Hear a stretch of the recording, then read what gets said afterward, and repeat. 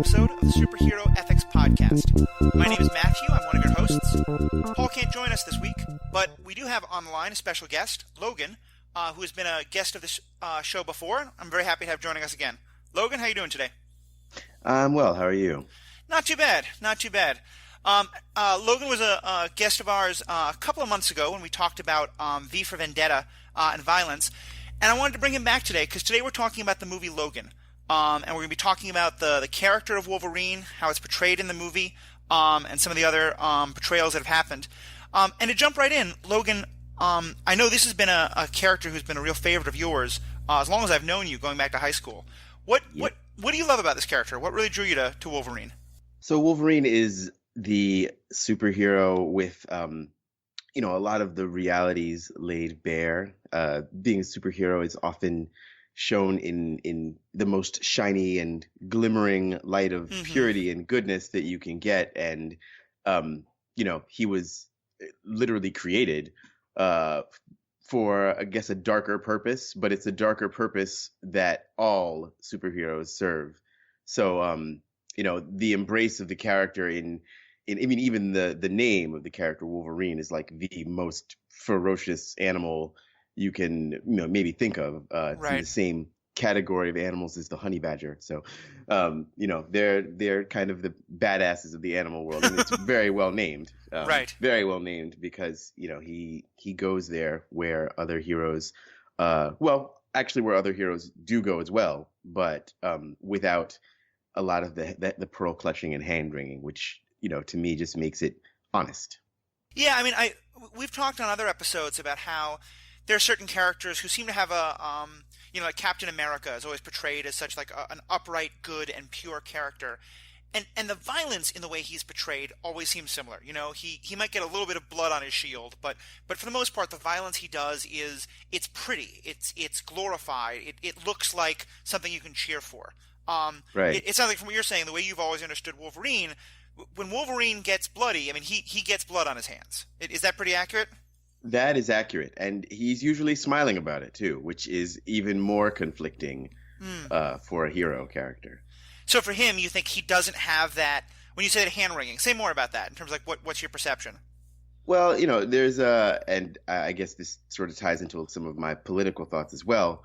But to me, when you have to do something that is questionable. One might say morally questionable, but it is for a good end. Right.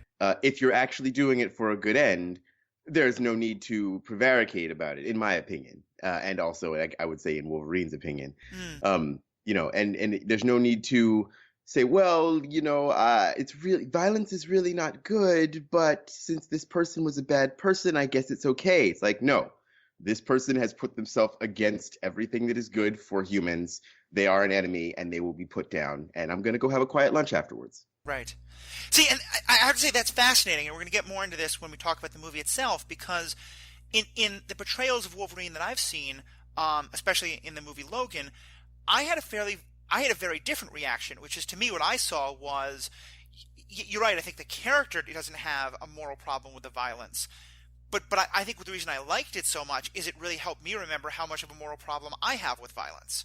And maybe this is where you and I differ, but because to me it's like, I think when I see a character like Captain America, part of what scares me so much is that Captain America allows me to think that using violence for any means can be easy and good and clean, as you say. It sounds like that it's that idea of, like, I love the fact that Wolverine reminds me that violence can be really, I guess what I'm trying to say is, like, to me, the fact that Wolverine is able to use the violence like that, I love seeing that because it scares the hell out of me.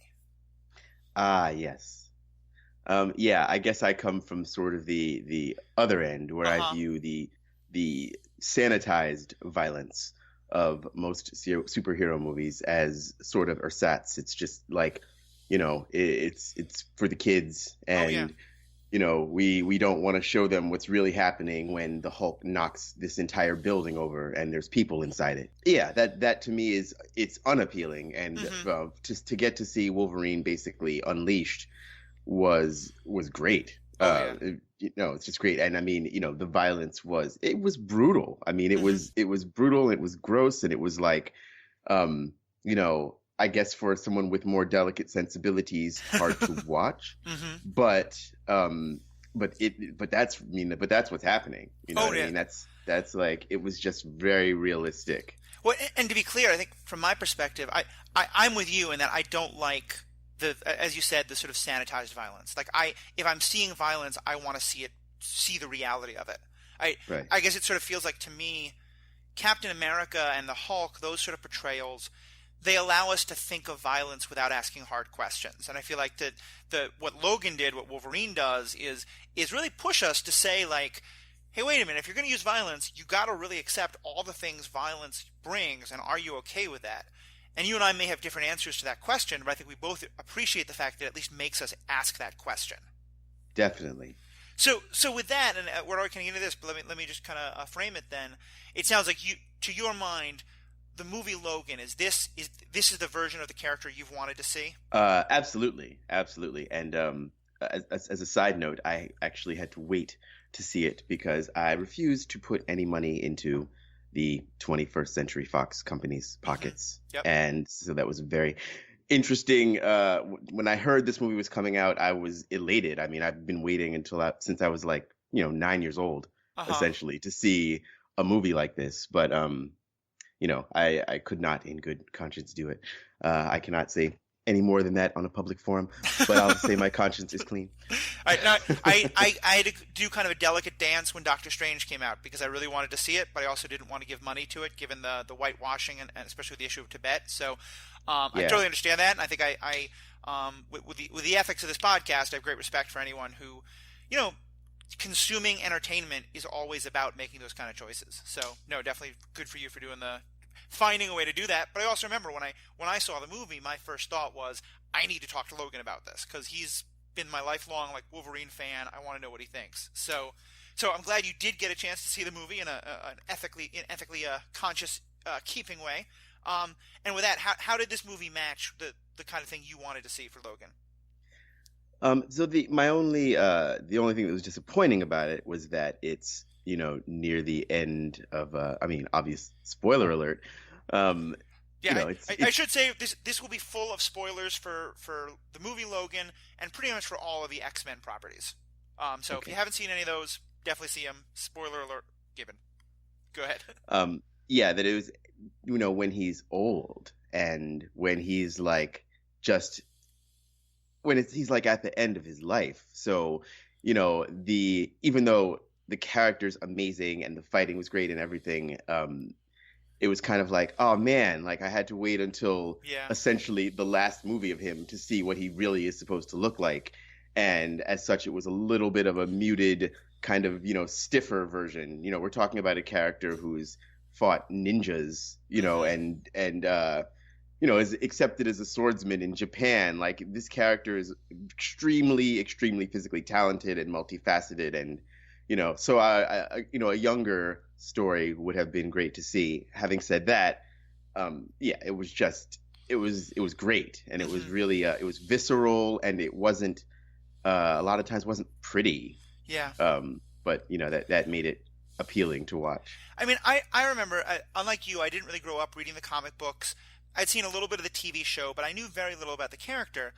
And when the first X-Men movie came out, with Hugh Jackman as Wolverine, I enjoyed it. I thought it was a decent movie, but I remember kind of feeling like, what's the big deal about this character? Because he seemed like every other cliche of the lovable, gruff outsider who will always Yes. sort of say something a little bit gruff and mean, but still kind of has the heart of gold. Um, Yeah. and that's not the character we get in this movie. This seems like something very different than that stereotype. It is, and it's I mean, I guess that's sort of like him again being at the end of his lifespan Hmm. and it's also like a pretty dark timeline, Right. It's like a little bit in the future, and it's well, unfortunately, something looks like the timeline that we're living in, but that's a Yeah, different story. this is also true. But go Um, on. but the mutants have been all but exterminated, and like owing mostly to his longevity and just his pure like, well, good-hearted meanness, I guess is the way to Hmm. put it. Um, he's still standing, and he has the, I mean, it's the blessing and the curse of like being the last custodian of like the great hero of the mutants at what appears to be their end. Right. And so,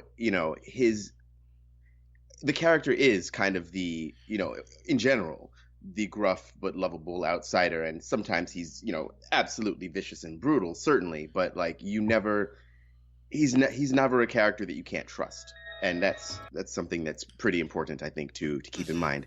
But this version of him in the movie, he's just done. Yeah. He's like he's seen the mutants fall. He's seen like the growing of this world he doesn't recognize, and I think it seems to the character that basically everything that he's had to endure it was all essentially for nothing. But he can't. Right. He just can't give up. He anyway. can't stop. Yeah.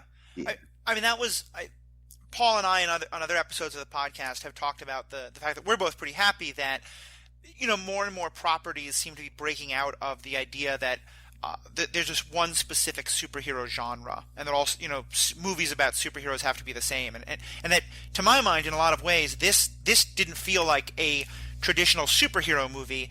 This felt like a movie about a combat veteran with PTSD dealing with PTSD, and he just happens to have superpowers. I mean, I can't. That's a good way of putting it. I can't think of a movie where I've really been this aware of the weight and the damage that even if he loves the violence, but just the weight of that much fighting over that many years takes on a person, both physically and psychically. And I really love that part of the portrayal. I think maybe I have a slightly different read on what's eating him, and I don't. Go for it. I personally don't think it's the violence. I think it's mostly just survivor's guilt, and yeah, that's maybe a better way of putting it.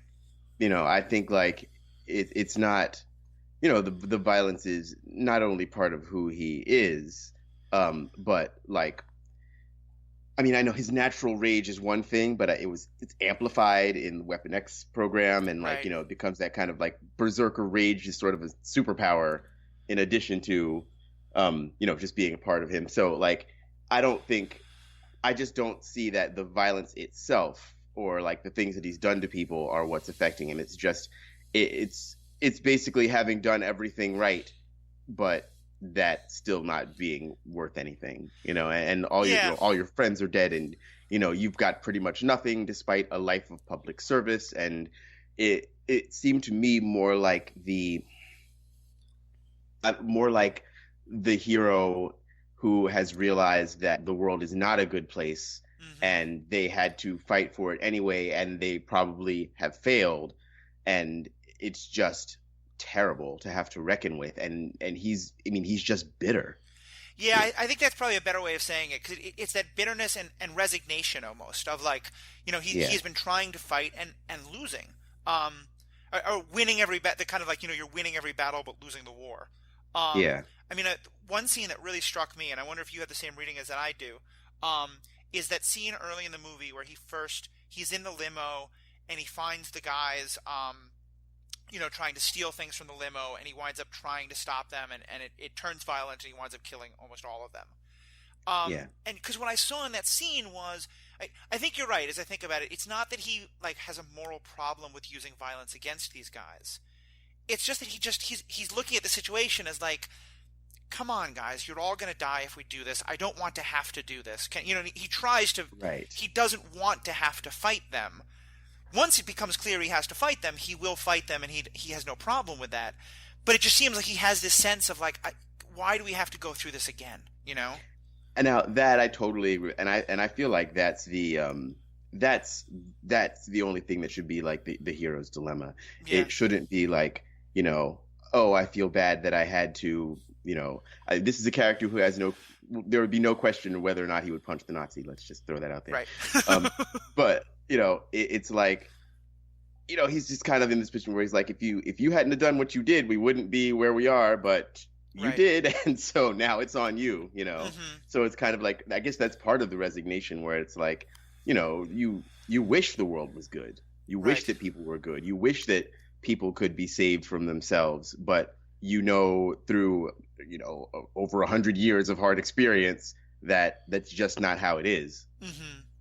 Yeah, no, I definitely see that, and I think that scene struck me in part for that, and also in part because I get to me, there's always been in other portrayals of Wolverine. Like, it's interesting when I hear you describe the Wolverine as a very ferocious animal. I know almost nothing about animals. I wouldn't have thought that necessarily, but I think of the character as a very beautiful, like that you know the claws shining is one of the images that I almost always have. You know, Hmm. um, and so that for that first one of the first images to be his claws, like not like slashing someone's throat, but piercing a skull in a way that, Yeah. for me at least, I recoiled in my seat. I was like, I have trouble watching this, and yeah, I mean, it's funny to be sure, but I thought that was such an effective way of starting us off right from the beginning. Of like, because like you said, saying like you Oh might my think goodness, this is great definitely. to watch, you might think this is terrible to watch, but this is what violence looks like. You know, this isn't going to be pretty. This isn't going to be anything but the reality of destroying another human body. Exactly, exactly. And I mean, the you don't get to see, like, when Captain America throws his vibranium shield at someone, he's probably shattered every bone that Oh thing yeah, came in contact with. If you were to look at the aftermath of a fight with Captain America, it would be months and months of physical therapy and rehabilitation if the person's even ever going to walk again, you or know? just flat. I mean, like that shield hits you in the head, you have a caved in skull, and Right, brains are all over right. the You're place, just dead. Yeah. or your chest is caved. I mean, yeah, I mean, and that's uh, I think on a couple of podcasts now, Paul and I think also the one you were on, we talked about like how many of these characters use. You know, Daredevil claims he never wants to kill people. He just hits them in the head with iron pipes Right, and right, throws them down staircases and like right, right. the potential for accidental death there is incredibly high. Yeah, that's true. It's true. And like you said, in this case, there is no mistaking it. I mean, he just goes beyond going for the throat. I mean, right to the head. Just there goes the limb, there Yep. goes the head, and it is totally in keeping with how I feel the character would actually do things, because the one of the basically he's like the ultimate DPS character. Mm. He's like the character when you For those of us when who there's aren't like, gamer geeks, can you explain what that means? oh, okay. So, there's crowd control characters who, like people who control the minds of people, and, but then there's characters who are just there to cause damage as quickly as possible and to as many opponents as possible. Right. And so, like, if you have, maybe they would send someone else to go and handle like the big boss, but the like 100 or so soldiers or henchmen or whoever, they would just say, Wolverine, you go in there and you handle all 100 of them, and he'd be like, okay, let's do this. And Mm. then you have 100 dead guys in a very short period of time. It's interesting. It's kind of an aside, but I'd never thought of this in these terms before. But what you said about how Wolverine isn't necessarily the one you send up against the big boss, it is kind of fitting, since against the traditional biggest enemy of the X-Men, Magneto, I mean, is the one person for whom Wolverine's powers are almost completely helpless, since Just useless. yeah, Yeah. being completely of metal, Yeah. Magneto can do anything he wants with him. Um, Absolutely. well, and I love what we're talking about here with the way he fights, because to me that's a great transition to talk about the character of Laura, who I thought was just in a lot of ways one of the best parts of the movie. I mean, that little actress was just amazing, and such a great story. And I went into this movie having some suspicions, but I didn't know my understanding is that Laura is a character in the comics, and so fans might have known going in that she was basically like a mini Wolverine.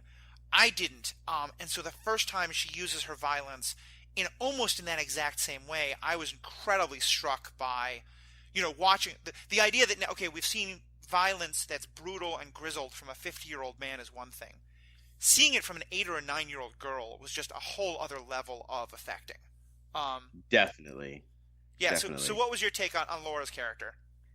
So I got out of the comics game before that character showed up. Oh, So that's it cool. was something of a surprise for me, but it was kind of a great surprise. It was Uh huh. like, this is here's his obvious child, like the evolution of this character, at a very young age, and just even more athletic, and owing to being like smaller physically, like more gymnastic, and with the foot claws too. Oh man, it was it Right. was it was great. Um but it was also their age was conflicting because it's like I mean, like you said, when it's like an old dude who's been turned into a soldier, you don't really feel it as much. But when you're like, oh yeah, like Hmm. her being a small, I mean, a child and a girl, I guess, also for whatever reason, um, it sort of brings into sharp relief the idea that this is a human being who has been perverted to being the perfect weapon, Yeah. and it's real. It gets extremely real I the second she shows up. I mean, I wonder if you had the same reaction. Because to me, the first time I saw her use her power, in some ways, it was a little heartbreaking almost because I'm seeing Logan as this hero, but also carrying all the weight of what the last 50 or actually more like 100 years have done to him, given Yeah, his aging longevity. And I'm just seeing Laura like at that start of the same path, And when I saw her use that brutal violence, there's a part of me. I mean, there's a part of me that just thinks like, go. Like I'm so glad watching a female character who's able to fight like that was awesome just for yeah. the way gender's often portrayed and great to see a young person be able to but there was also a part of me that was just heartbroken thinking like is she now going to be just as trapped by that weight that Logan carries? Did you have some of Yes. that or Well, I did, but I guess what it did for me was it sort of showed me all right, so being talented, having something that could potentially help the world, uh, I mean, it's always a blessing and a curse, yeah And so, even though it's sort of sad, it's kind of like, all right, well, you know, these great talents and thinkers and artists and stuff, they're usually extremely tortured. yeah And so for me, it was kind of like, yes, she's kind of trapped, but she also has like, she's tremendously gifted, tremendously special, and is is possibly going to be a great asset mm-hmm to the world. Now, it might not be easy for her, right but that's kind of, I mean, that's kind of the hero's dilemma. The hero is not the hero's life is basically given over to the yeah world. it's that red pill blue pill choice from the Matrix, of like do you want to Exactly. do this wonderful thing but it's going to hurt like hell, or do you want to just go back to being a normal kid kind of thing? Yeah. Um, no, Yeah. I think it's a good point, and I think to me it was. It's funny. One of the things that I loved most about this movie is how subtle it was. I mean, I think we've seen movies before where you have a grizzled old character who runs into a child type character who is maybe their actual child or their adopted child, and it's just so hard for the writer or the director not to continually hit you over the head with that theme of like this person could be you and how can you teach each other kind of thing. And I was really struck by the Right. fact that those themes were obviously very strong in the movie. But I mean, the fact that she is in a biological sense literally his daughter, it's commented on, but it's not harped on. Like we don't Yeah. have that scene where Professor X is saying, Logan, this is the path you could have taken. You can make her not be the person you could have been. Right. Then Right. it's in so many other movies we would have had that, and that to me it almost made it that a stronger connection because it was done so subtly. Definitely. And I think it was also in keeping with with the character. He's not a man of many words most of the time. Right.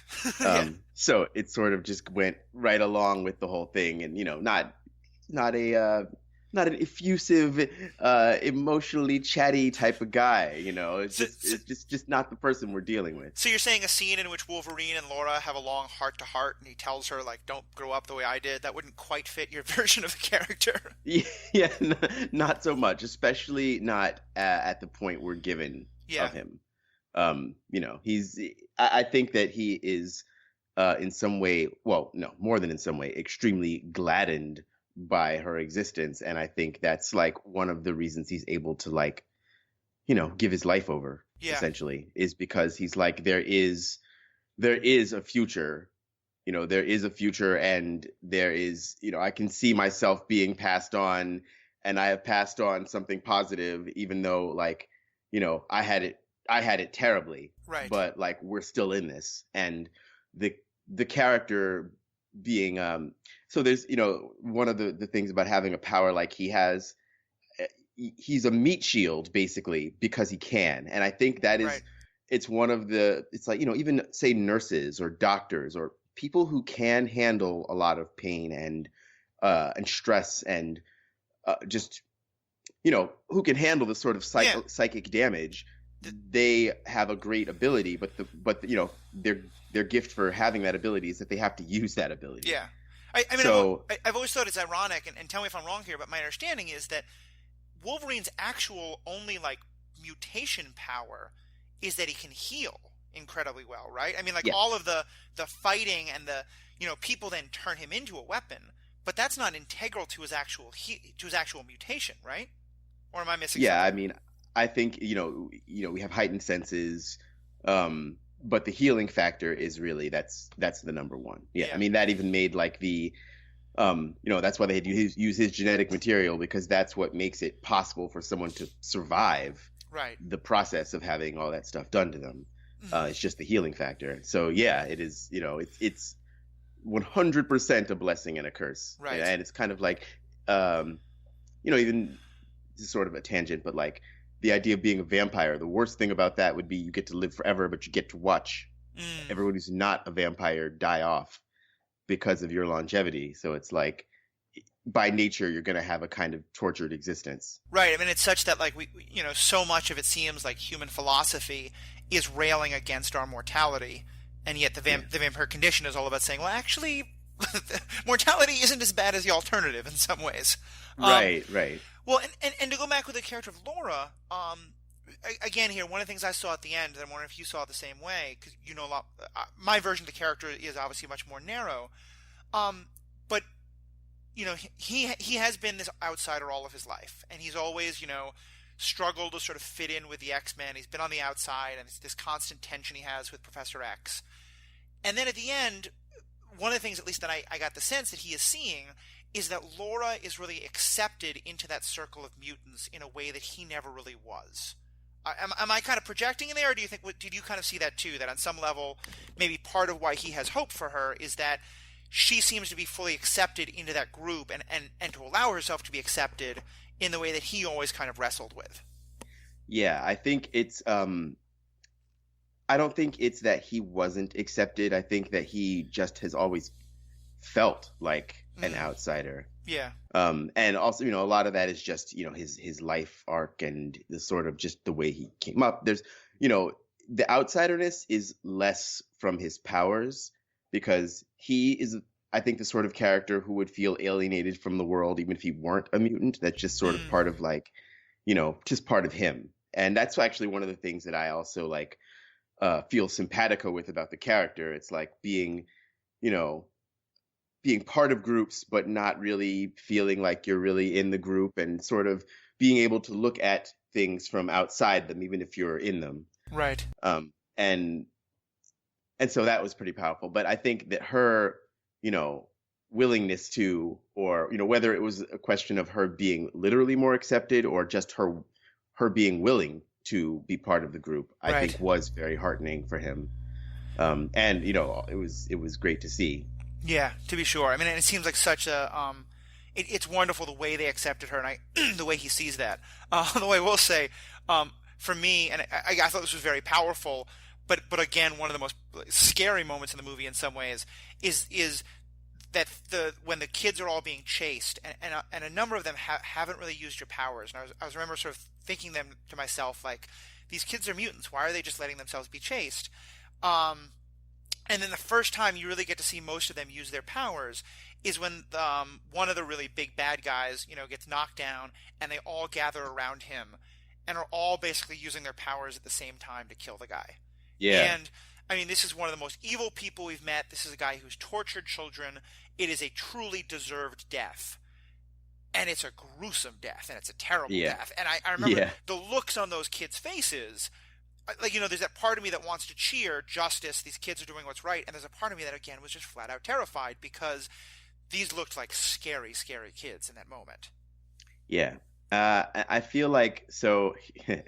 This actually that it sort of brings me to I think an interesting point we're at. in the country's history and in like the mass mind Yep. and the the failure of empty liberalism, I think is basically when you're watching these kids like destroy this person that deserves to be destroyed, like yeah, you're like, oh my goodness, these poor kids, like there was a Mhm. little bit of that going on in my mind as well, Yeah. but you know what? That's like the time for feeling sorry for this person is long over. You Hmm. know, it's like there is a tendency to for people who consider themselves good to be weak Yeah. in a way that is, that often is derided by, I guess I would say the right or, especially the far right. But there is some truth to it, Hmm. because, the ability to look at reality and say, this is messed up, but this is what has to happen is something that the left needs to accept much more. That we have to say, you know what? I don't care that that's a person.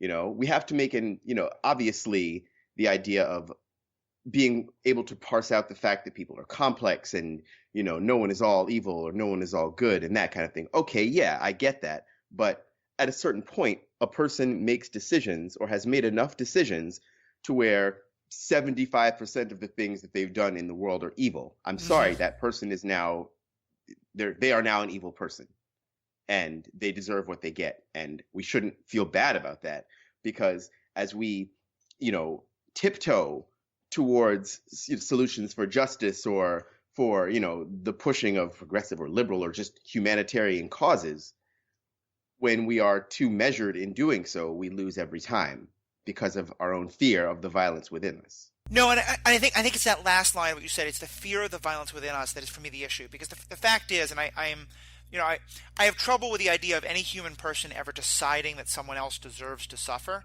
But I certainly agree with you in terms of like this is a person who was a threat to them. He had to be put down. I have no sympathy for that villain. My concern there is for those kids, and it's because you're right. There's a part of me that still feels like I recognize that we have to do terrible things sometimes to fight for justice, and this is what we talked about in the V for Vendetta episode, that like that terrible things sometimes have to be done. Sometimes you have to stop being Gordon and start being Batman. Yeah. Um, but there's a part of me that still holds on to this idea of that I want to be able to shield children. I want to be able to shield the quote unquote innocent from having to know that terrible truth. Um, Yeah. and maybe that's a part of what this movie was so good at is saying like, why? Like, why do you think these children have to be shielded from that anywhere else than Yes. anyone else?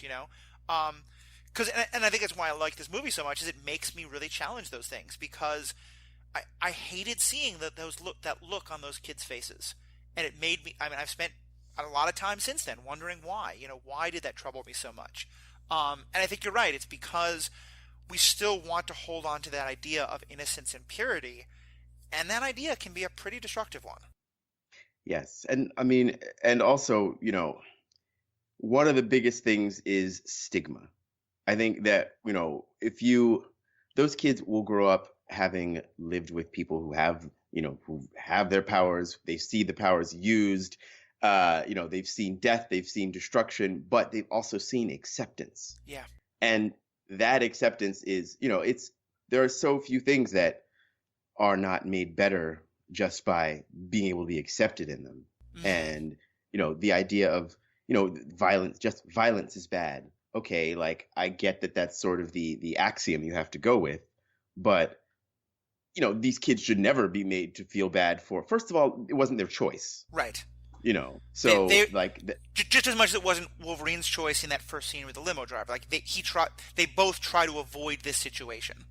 exactly, exactly. And I mean, there's so we have to accept, literally just accept, like, no, this is who these kids are, and also because of what's been done to them, they are living their truest selves at this Yeah, point. It's that's like true. it's like watching a boxer or something who's just, that's yeah, they make terrible faces and they're just, and whether or not boxing I think is ethically, a thing we should be into, that's a whole different For sure. story, right? But like that's, you're watching somebody. One of my favorite Wolverine lines is, "I'm the best at what I do, and what I do isn't very nice." Hmm. That's such a good And line.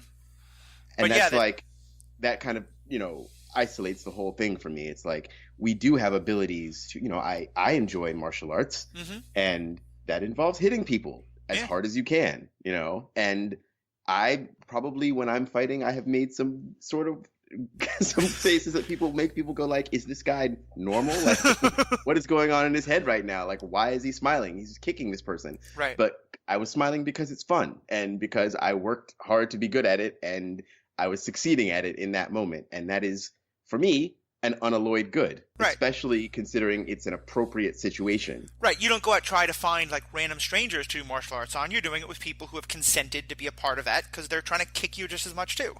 Exactly. Well, Exactly. and what you said there, I think especially about the stigma really rings true for me. And it connects to one of our recent episodes that Paul and I did was about the character of Magneto. And one of the things we talked about on that is that I always thought one of the best things about the Magneto character is how much he really fully embraces the idea that being a mutant is something that a person should never have any shame about whatsoever. You know, Yes. and that a person should never feel like, when he talks to Mystique or to someone or to Beast or any of them, like other people might think that you are ugly by their standards, but that is their failing, not yours, and that you should Yes. never feel like that your difference makes you bad or anything less than beautiful in any way. Yes. And I kind of feel like that connects to what you're saying now about the stigma, is that you're right, that these kids shouldn't feel the fact that just who these kids are is something that someone like me finds a little terrifying. That's on me, not on them. Right. Right. They are who they are, and that's, they had no choice but to be that. Hmm. Well, and that's actually a good way to segue into the other kind of major character in the movie that I wanted to talk about, because I think it's such an interesting contrast with Logan, and with Magneto, obviously, is Professor X, Charles Xavier, who really we should call Charles or Xavier in this, because he's not a professor anymore. Yeah. I probably more than anything else, I mean, the first moment when he says "fuck," just like early on in the movie, Yeah. I was just so clear, like, because he's so often portrayed as the all-knowing, all-loving, grandpa figure, and to me, this is the movie where the all-loving, all-knowing grandpa has Alzheimer's, and we're just Right. seeing the ugliness beyond the facade. I can talk forever, but what did you think of the portrayal of Professor X in this movie, of Xavier in this movie? So Xavier is he's the centrist, apologist, good-hearted type at the end of his life, where he has seen the failure Yep. of his attempts to please everyone, Hmm. and he has truncated his own power and unwittingly caused the people he is protecting to truncate theirs. I mean, I'm sure he feels more than anyone else the weight of the failure of, we could call it the mutant movement Yeah. at the time, because, his attempt to control and put it on this sort of, peaceful apologetic path, maybe that's part of the reason that it failed. I mean, in some regard, I don't know how much this is a commentary on the whole rest of the X-Men universe, but in this movie, at least, you sort of think, well, maybe Magneto was right, Definitely. I mean, absolutely. And I think that that conversation, the one between Magneto and Xavier, is one that sort of exposes the sort of centrist tendency towards, that America has. Right.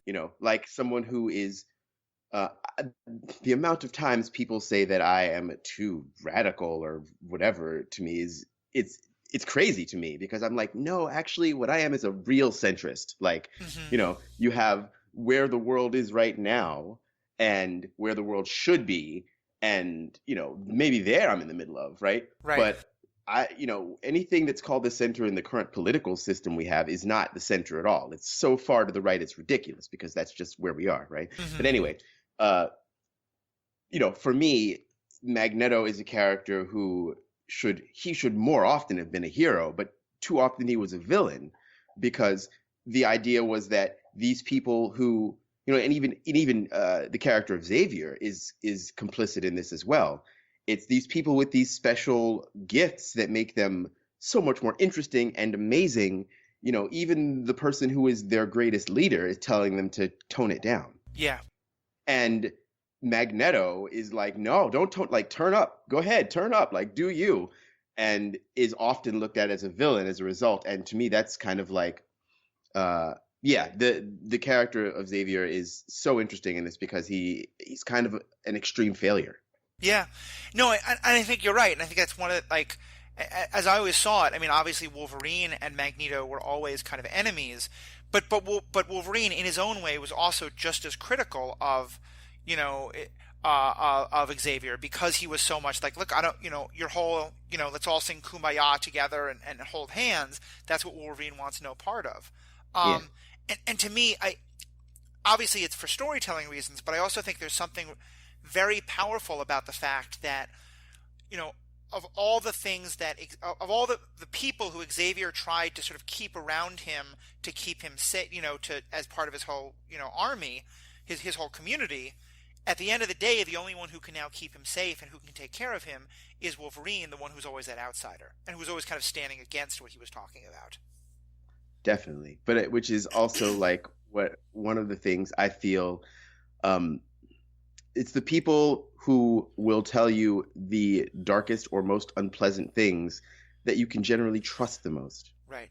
And that is something that our society really needs to embrace. I really feel like this movie was super, super timely because as we enter this darkest timeline, we need to start paying attention to the people who have, for years, been like, you guys, the world is an awful, evil place, and you're not seeing it, and we're not doing enough. And now we're getting to a point in history where, the Xaviers of the world have failed. No, And we have to. oh, go ahead. No, no, no. Go ahead. Yeah, I was saying, I think you're exactly right, because I think for me, that's probably why I identify so much with Xavier, because that's been, I mean, I was, for a long time, I was that idealist. I was the, in some ways, I still think I'm a lot more nonviolent than you are, in terms of my philosophies. But I still was for a long time, I was very much of the belief of, if we just talk it out, everything will be okay. We can always rationalize with each other. We can always find the good in each other.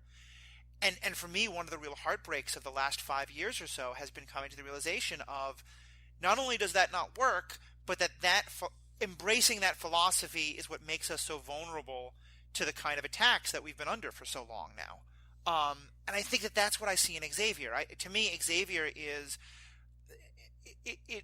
such a sad character because I see him as a man whose dream has died and who's come to realize that, by holding on to his idealism, he's actually wound up causing far more pain than he ever Right. than actually helping. Yeah, I agree completely. And the idealism is a good thing, Yeah. but it has to be combined. I mean, really, what it always should have been is, Xavier and Magneto should have been the co-leaders Right. because both of those voices are necessary. But the problem is often that, well, I guess, it goes back to the political system again. Like the people who most often get silenced are the far left, right? The people who are the most aggressively fighting for freedom or justice are often the ones most quickly told to tone it down. Right. And so, what happens is, the other end ends up running wild and you end up in the darkest timeline, because you told your friend who was like, hey, that guy just threw a rock at you, go punch him. And you're like, no, let's take it easy on that guy. Let's find out why he wanted to throw the rock. Let's talk to him. Right. And I'll say just, as a on a personal note, like I don't, violence is absolutely not, it's not the first, it's not the fifth option that one should take. Mm-hmm. But there are certain people, and as far as politically speaking, conversation is definitely important. And another one of the thing that is often said is that political correctness is kind of damning us, because if someone ever says something to you and that just their choice of words makes you shut down, you're doing yourself a disservice. There should be no one word or one sentence that makes you unable to have a conversation with a person, unless we're talking about something like, say, I don't believe black people are people. Okay, we are not talking anymore. You're done, right? Hmm. But if you have, say you're very religious, or you don't believe in abortion or whatever, like I can talk to you, right? We Right. have to have really hard, really difficult conversations, and we need to be able to do that without immediate condemnation of one another. However, there are lines, and there are lines even with just thinking, that once a person crosses that line, they have basically shown themselves to be an enemy of basically the future of humankind. Hmm. I, And I, I, that's I a definitely hear where you're story. coming. I think I'm probably a little more on the understanding of political correctness, just because of my understanding of how triggering some of that stuff can be, and that I think the general principle of trying to be strong enough to have conversations is always good. I just am always like, I never know how someone else is going to be triggered, and so I always want to be careful of, deciding for someone else what is or isn't okay language. But I definitely hear, Absolutely. but I definitely hear your point, and I think just to pulling it back to the character somewhat, I think um, with Xavier, I think the thing that gets me so much is like you said, it's that centrism of um, in some ways it feels like it's almost his character is he represents the hope that is dying, which is odd because I feel like Yeah. this is kind of a new thought, so I'm flashing it out, but tell me if you would see it this way. It's almost like the hope that Xavier had represented is dying and literally dies, but is being replaced by a different kind of hope in Laura. And I think there's an interesting shift that happens there because Absolutely. instead of it being like Xavier's hope, now it's much more a hope of the kind of future that Wolverine would have had, but if Wolverine had that kind of community that Xavier and to some extent Magneto wanted him to have. Oh my goodness, absolutely. I really I love that, because it's exactly where I think the extreme hopefulness of the movie comes in. Hmm. And I mean, even in our current world, like, polls of people who are younger than 30, their opinions are fantastic Oh yeah. by and large. You know, that's where the world is going. And the people who are older than that, who have, had to fight super hard to get almost nowhere, right? Like, even though we may not all survive another 50, 100 years, I mean, humans, who knows? Uh But huh.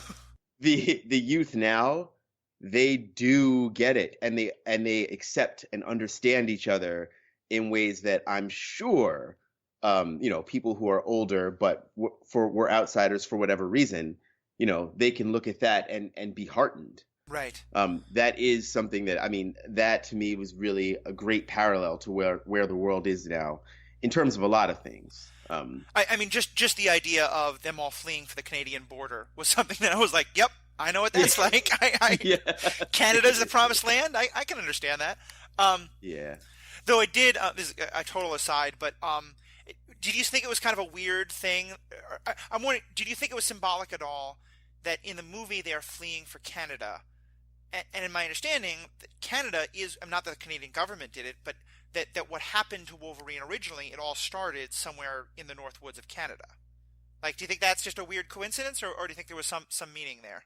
Oh, absolutely not. No, it was like sort of a, return to the cradle kind of thing, but just like, the game has changed, but I Right. think it was definitely intentional. Hmm. No question about it.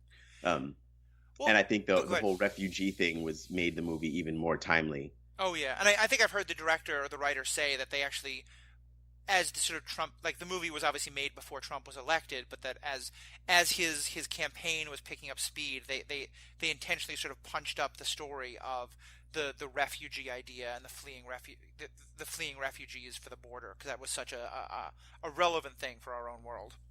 Definitely. I mean, and the Syrian situation was long underway. Oh yeah. So, and there are untold refugee crises going on, and have been going on since long before Trump. Hmm. And that's something that I feel like I have to say every time I'm talking to anyone. Yep. Like, a This didn't lot of the start with stuff that's him. happening. Sorry? This didn't start with him. It won't end with him. Exactly. Not even close. And there's so many things that, and that's actually part of it, is the character of Wolverine has been seeing this darkest timeline coming and trying to prevent it, and now that it's here, Xavier finally has caught up to where Wolverine was, you know, but Hmm. it's too late. I mean, And it's what is that the Cassandra complex? What's Cassandra, the yeah, Cassandra. yeah, that I mean that sort of complex was, I think, a lot of what the character of Wolverine was showing in this movie. I mean, one thing, some of my favorite sort of political memes that I've seen recently have been about like that what basically is happening now is that white people are having to deal with being treated the way black people have been treated in this country all along. Yeah, And not even close. there's almost sort of some semblance of that in the like, to me this movie reminds me of that because it's basically like what what to some extent in all those situations between Xavier and Wolverine, basically what he's saying is like, oh, Charles, okay, now welcome to my world. You've gotten to live this privileged world off in your mansion while I was running around in bars in northern Canada and driving limos. Now you, Charles Xavier, are going to have to deal with the stigma and the hate that I have faced all of my life. Exactly. I mean, and it's if you think about it, I mean, they're both mutants, right? But Xavier is not, besides being maybe the most powerful mutant ever, Right. um, also has a very pretty and very politically acceptable power. Yeah. He works with the mind, and he's like I mean, it's he's the got very the kind opposite of of old man messiness. look. Yeah, it's the opposite of messiness. There's never any blood. There's never any damage that's done. Exactly. But of course, Charles Xavier is a far greater threat to the world than Wolverine could ever be. Oh yeah. I mean, You know, in some ways, I often feel like, and not that this episode, I'm pushing a lot of our other stuff, but almost a number of months ago, with a great guy named Greg Haley, he was a guest star. We did a whole episode just on the ethics of mind control, and talking about how in a lot uh, of ways, like what Charles does in a lot of ways, it's like violating the body, like slashing the body is terrible enough. But what Xavier does is just to flat out control people's minds. yeah, I don't know if you've seen Jessica Jones, um, I have. but yeah, one of the things I thought that show did so well was really just showing just how completely violating mind control, either in its kind of subtle real world manipulation variety or in the like comic book world of literal mind control, but what just a complete violation that act is, in a way that like we every but we never see with Charles. Everything Charles does is portrayed as like for their own good or for the benefit of others, and what he is doing is completely taking control of other people and making them do what he thinks is right. Yeah. I mean, absolutely is more violating and sort of less fair, I guess, Hmm. is the way you could put it. Yeah, you But can't fight back. right, and it's also extremely sanitized Hmm. because you don't see it. Yeah, there's never Uh, blood. There's never any problems. totally. I'm absolutely with you there, and it is his extreme privilege, basically, Hmm. to be able to. I mean, I guess, and that kind of does ties into what we were talking about before, is that he has the privilege of being able to kind of look at things in that sort of centrist way because he can pass. Yeah, You know what I mean? He's got like passing privilege. It's man, I forgot the respectability politics. yeah. Basically, is what mutant respectability politics is the world that Xavier lives in, Well, and and I think being someone who's got metal bones and really good at killing things, you just don't get that kind of pass. and just if you take it back to the other discussion we are having, like that's I don't think it's at all coincidental that the differences between Xavier, who grows up in this very privileged world with a power that is incredibly, hard to, like you said, respectability. It's hard to notice. He passes, compared to Magneto, who is born, in a literal ghetto. I mean, where the word, the Polish Jewish ghettos. Yeah, Then he's in the Holocaust camps, and he has this power that is literally warps the world around him in ways that everybody can see. yeah, And I think there's a very powerful message there about because I do think there's a needed tension between there, and that there's some ways which Magneto goes too far that Xavier helps to pull him back, but that the only way Xavier can have the beliefs he does, many of which are really problematic, is because of the extreme privilege he comes from that neither Wolverine nor Magneto does. definitely. Definitely. And I mean, I think what you just said kind of kicked off in my head the idea that we should be letting the characters like Magneto and the Wolverines and I guess like Laura, she's off the leash from Yeah. day one, right? So she's gonna have to learn to pull it back, but she's learning to pull it back after she's learned to fully be herself. Right. And that makes all the difference in the world. Without when growing up with the stigma where you're always sort of driving with the brakes on, that's Hmm. something that happens too often to people in this world Oh for yeah. being different in any number of ways, and it's really late in life when people even fully discover themselves for that reason. I mean, I think this is the first time we're going to quote Disney on the Superhero Ethics podcast. But what it reminds me a lot of is the movie Frozen and the whole concept of that song "Let It Go." Which have you seen Frozen? I have not seen Frozen. It's wonder. I mean, it's a Disney princess movie, but it's better than most, but still has all the cheesiness inherent in that. But an Right. essential part of it is this character who, I'm now going to spoil the movie Frozen. I apologize to anybody. But do you mind if I spoil it a little bit for you? I should No, check. go right ahead. Okay. There's a young girl who has the power to freeze things. And all of her life, her parents have told her, like, be super careful of it, be super careful of it, be super careful of it. And eventually, at some point, she sort of just breaks out and decides, screw this, I'm going to embrace the wonder and beauty and joy of my power. And the theme song of it, called Let It Go, is this incredible anthem of self-discovery and self-power that I've heard be claimed by a lot of people in terms of, like, coming out as being queer or gay or trans or racial identity or any of these things. Because later in the movie, she does start to say, like, I can recognize that the things that I do can harm others, and so I'm going to choose to self-regulate out of a desire not to harm, but I'm going to let go of ever having any shame or doubt of the beauty of the things I can do. And Yes, it's this absolutely. it's a beautiful story, and I feel like that's exactly what we're talking about here. Like, it's that difference between someone saying, Laura, you're this wild animal and that's scary and bad, be careful, versus saying, like, hey, you've got a beautiful singing voice, let's not use it indoors all the time. It's that just kind of like, I like that. Yeah. yeah, and I think that that's a wonderful, because I do think that we so often teach people who are different, especially children, to modulate their difference so that they can fit in. Yes. And so, what a powerful way of saying, like, no, your difference can be beautiful and wonderful. Maybe you don't slash open the throats of your friends because that's not really very nice. Um, Right, right. Well, like when she's about to kill that random guy for just about nothing, oh yeah, as she's stealing Wolverine's from a like, 7-Eleven and he doesn't want to be stolen from. right, right. Right. Yeah. She has to learn,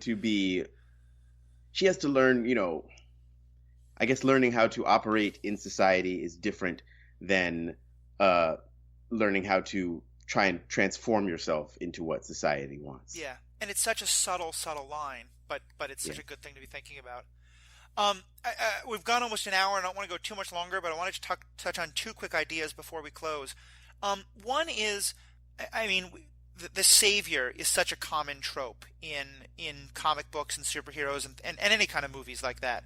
I don't know if you saw it, but Paul and I just talked about Iron Man and how that was such a travesty of a bad savior story. Oh, I Well, didn't see Iron Man now. you're not missing anything. Um, Okay, good. Wolverine seems like a real twist, especially in this movie Logan, on the savior idea. What's your take on him as a savior?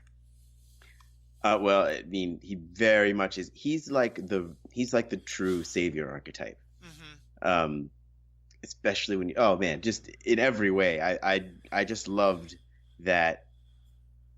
You know, his character's basically vindicated by the end because his ability to just endure and to Yeah, survive was the only thing that could have saved the kids and saved the future of mutants. And you know I feel like he's the kind of savior, and it's a messy savior too. hmm, It's not just like I'm gonna give this thing away. No, it's like he has to give it all, and he has been giving it his all for his entire life. right.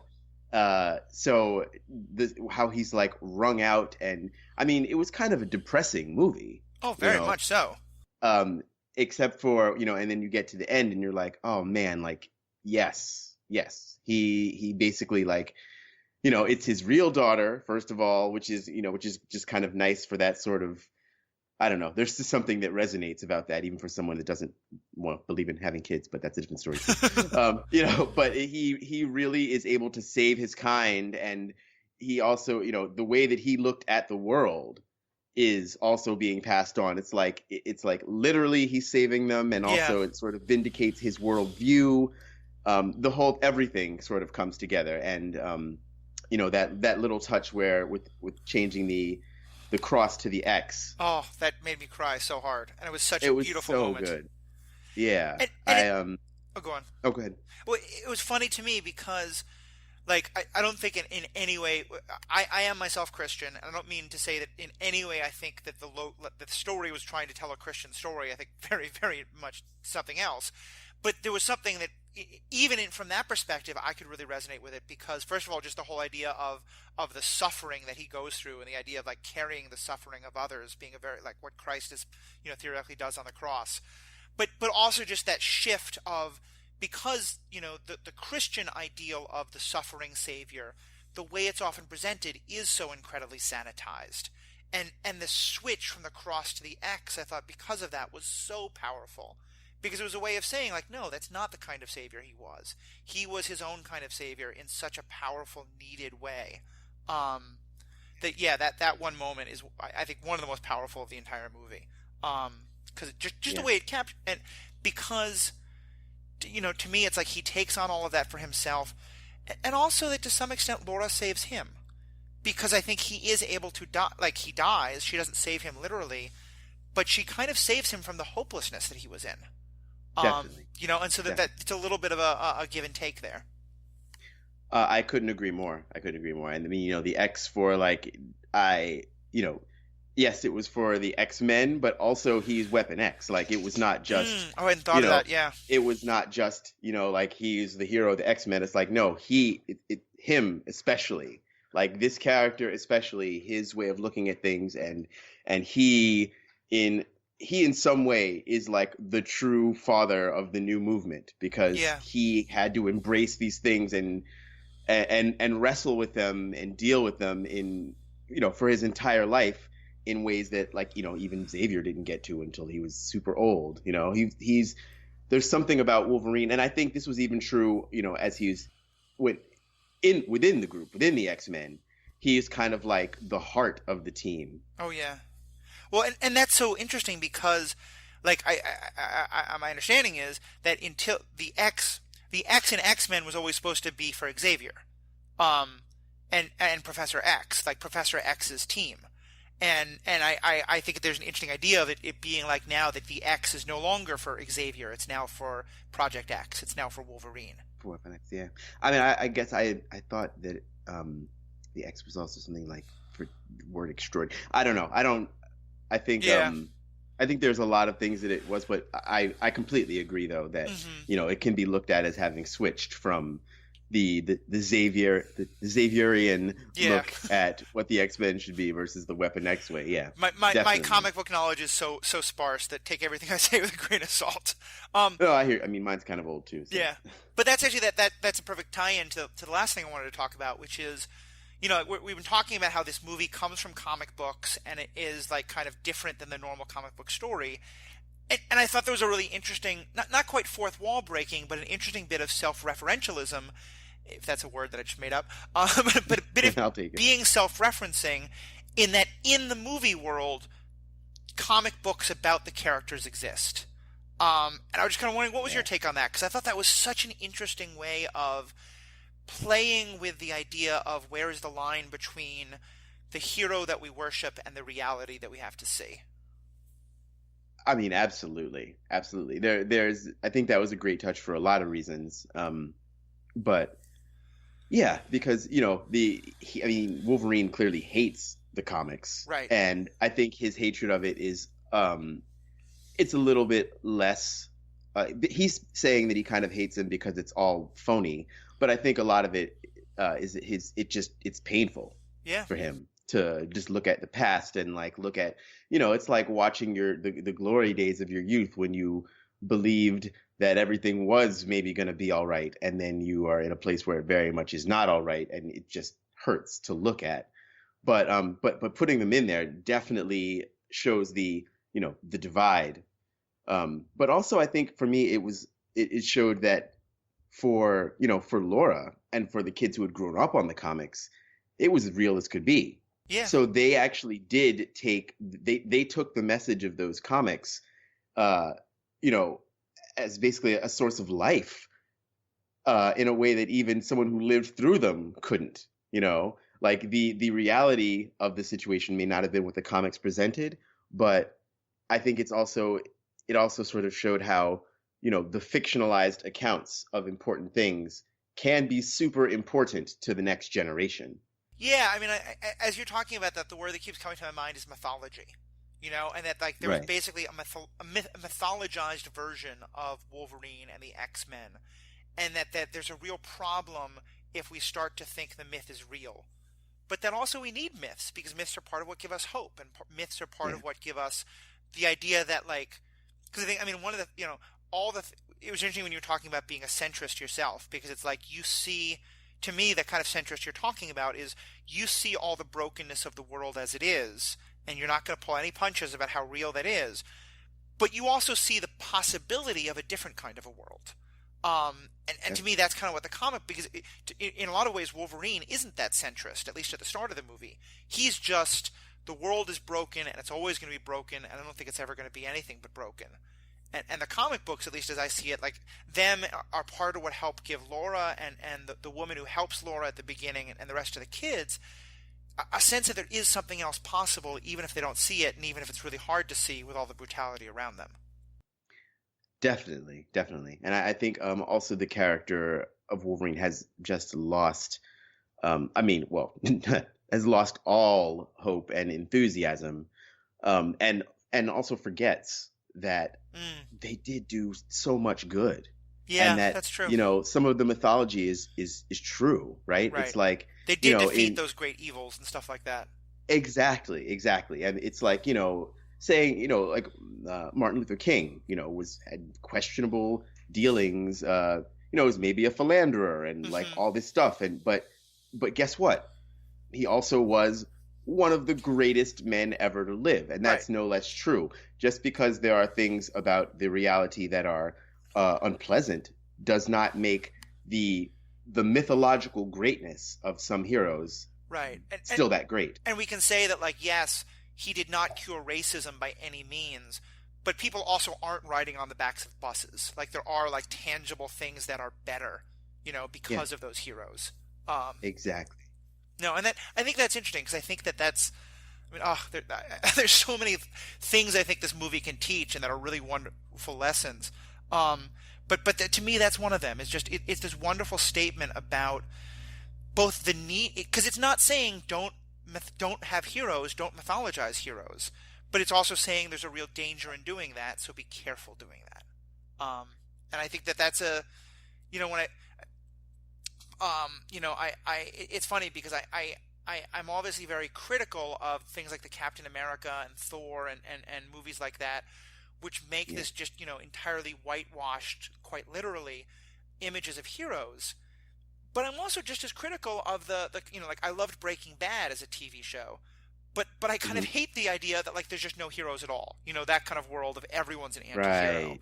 Like, Right. and this is I think what I love about Logan is it's saying like, yes, take away all of your ideas of heroes as pure and perfect and good and wonderful. All of that's bullshit. But also don't forget that there can still be heroes even in the midst of all that ugliness. I mean, absolutely. And also that, I mean, I would even take it a step further. And it's like, take away the idea that heroes are perfect Yeah. or that they don't do some awful things, but that what they are actually doing is perfect and beautiful and wonderful. It's a messy process. And in revealing the mess of the process, it allows us to remove our illusions about it and to fully appreciate what's going on. Yeah. And to me, that's always, I mean, speaking about like the Bible, and like the idea of the savior character, that's one of the reasons that, um, the Jesus character is less effective for me is because, ages whatever 10 to 30 are omitted, so you Yep. don't get to see the mistakes and the becoming, Right. right?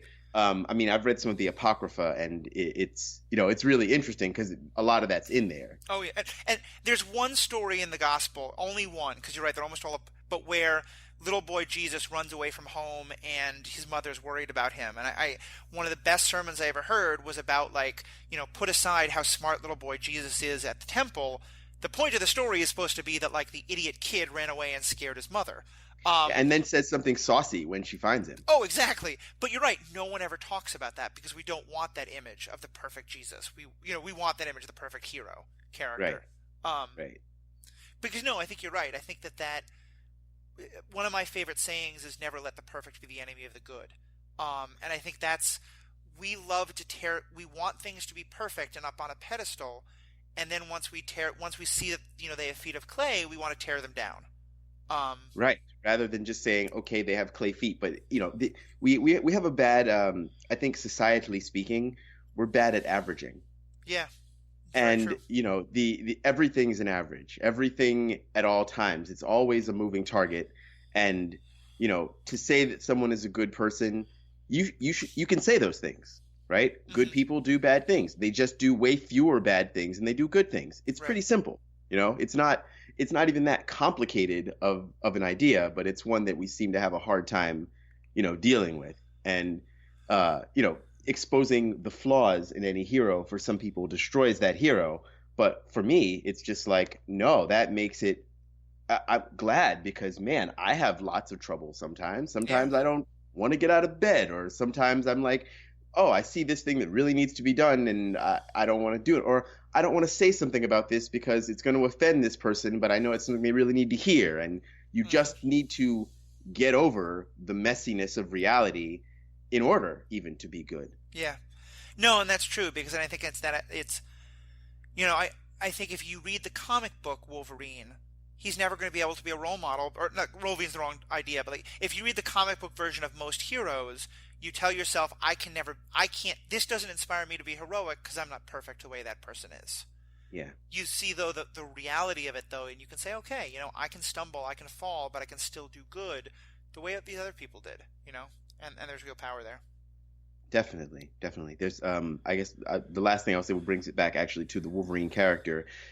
My favorite series of comics ever is the Wolverine miniseries that preceded him getting his own comic series. Just there was four of them, and Uh it huh. was him going to Japan to basically fight for his girlfriend's honor, whatever, Mariko Yoshida. Just look it up; it's excellent. But anyway, during one of these things, he gets called an animal, and he's made to feel like an animal. But he has this whole soul searching thing where he's like, you know what? Maybe like accepting that there is animal and man is part of it, and that's Hmm.